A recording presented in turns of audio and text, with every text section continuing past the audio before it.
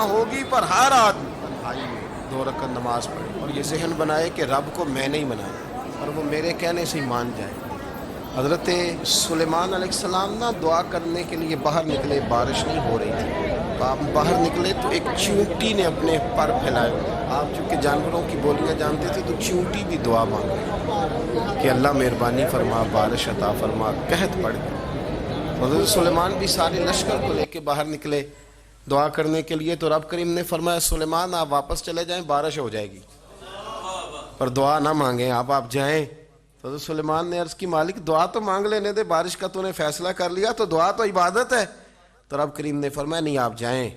اللہ دعا تو مطلق ہر وقت تو حکم دیتا ہے، پر آج کیا حکمت ہے؟ فرمایا وہ چیونٹی کے پھیلے ہوئے بازو دیکھے ہیں نا، تو اگر آپ نے بھی دعا مانگ لی تو چیونٹی کے دل میں خیال آئے گا یہ میری دعا سے نہیں برسی، یہ تو سلیمان علیہ السلام پیغمبر کی دعا سے برسی ہے، تو آج میرا ارادہ ہے، قدرت ہے کہ بارش ملے گی پر چیونٹی کے کہنے